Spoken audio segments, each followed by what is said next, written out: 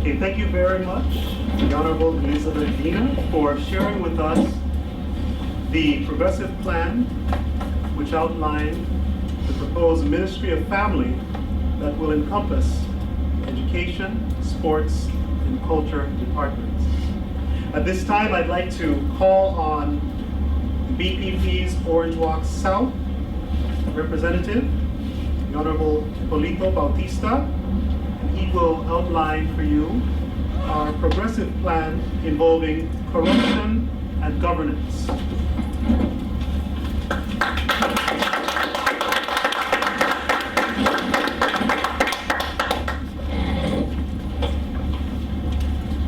Good morning to everyone. I'm indeed honored to be able to present something that is very near to my heart, that is progressive governance. I have quite a bit to share with you, so I'm going to try to precede most of it, so you will forgive me if I am a bit hesitant here and there, because I'm reading ahead of, I'm looking ahead of what I'm reading. Okay, the first thing I want to say, and I can consider this one of our most innovative moves with regards to progressive governance, is that we want to create a State Department to be administered by the Governor General. And under that department, we want to place the Auditor General, the DPP office, the Contractor General, and the Elections and Boundaries Commission.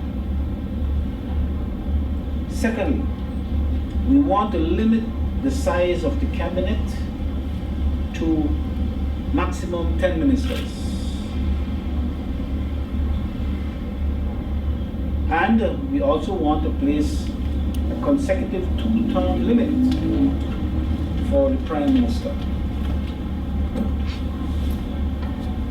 We also like the Prime Minister to choose his cabinet or her cabinet, all due to the women here who are possible Prime Minister candidates in the future, to choose his or her cabinet from the public at large.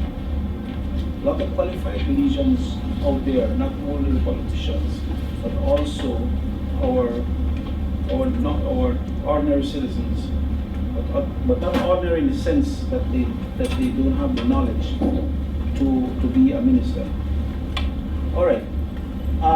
We also want to remove the politically appointed CEOs and replace them with the merit-based permanent secretaries.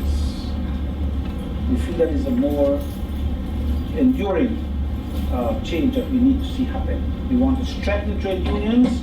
We want to allow public officers on paid leave to participate in electoral politics. We want to allow born Belizeans who reside abroad to vote in general elections, subject to a referendum.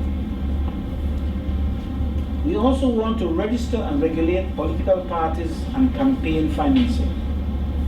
We are of the opinion that the corruption which plagues this nation finds its genesis in campaign financing. On a positive note, the BPP wants to establish quality assurance and oversight departments to be called the QAOS, somewhat similar to what we know as QAOS in the Ministry of Education. Quality Assurance and Oversight Service. This committee will be autonomous and will be placed under the Governor General portfolio. Okay. Allow me then to turn to another important issue close to my heart, and that is corruption.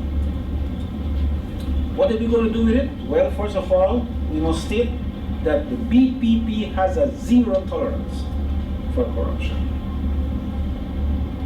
Where it exists, it shall be addressed forthwith and in an unbiased fashion.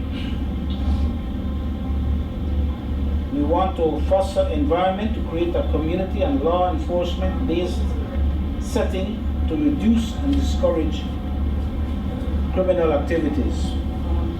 The BPP acknowledges the significance of each of these issues listed under the heading and highlights that true, not cosmetic, political and constitutional reform is one of the pillars upon which this party is formed.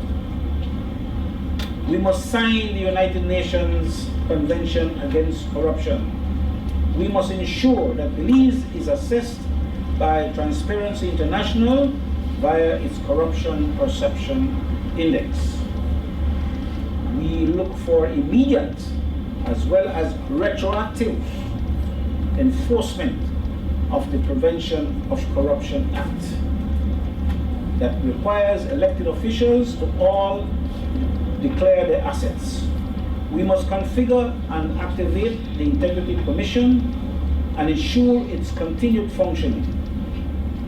And we want to adopt a more effective configuration of the Public Accounts Committee. Okay, with respect to Senate reform, which we believe also is very useful to fight the corruption we face in this country. The BPP intends to enact legislation that will result in an elected Senate, in addition to honoring the legislation that makes allowance for a 13th senator. With regards to immigration, the BPP recognizes the serious issues that exist concerning Belizean citizenship and immigration laws and policies, and how they have been exploited. They have been exploited by successive governments in contravention of the law to reap political gains at the polls. Then we have the issue of kickbacks. This is what we have to say. The BPP will immediately enact a law where all contracts over 10,000 will go out to bid and will be published. Such publication, we feel, would expose any large attempted kickback. This law is needed to put a stop to the modus operandi of the PUDP politicians who support overpricing of contracts. The overpricing of contracts are an activity, or is an activity, that drives up the cost of our taxes.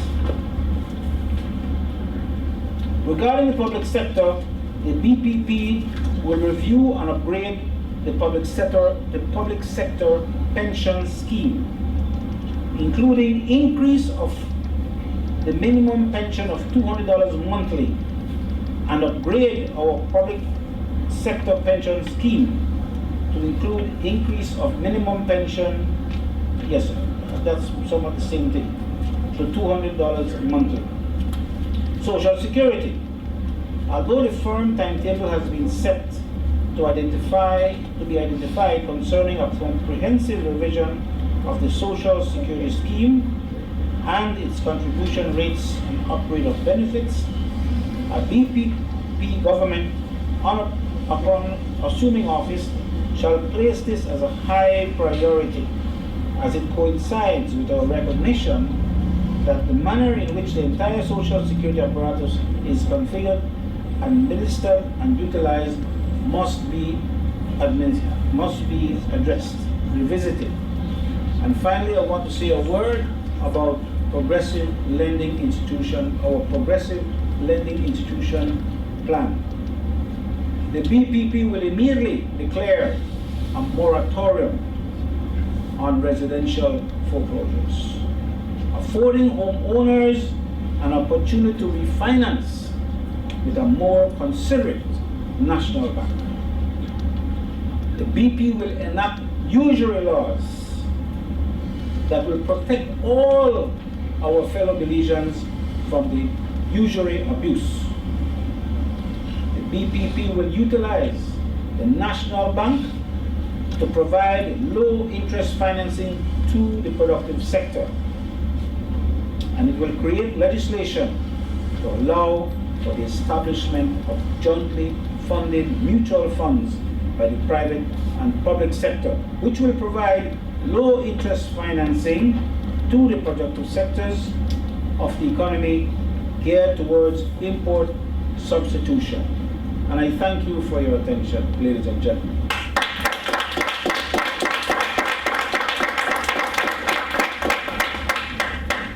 Thank you very much, Honorable Hipolito Bautista. I would just like to take a very brief moment to do some housekeeping. And on behalf of the candidates, or the agents of change, as we refer to them, that were unable to be here, we would just like to extend their apologies, because I'm sure that you can attest that they have to be out in the field and they're pounding the pavement, trying to spread the good word.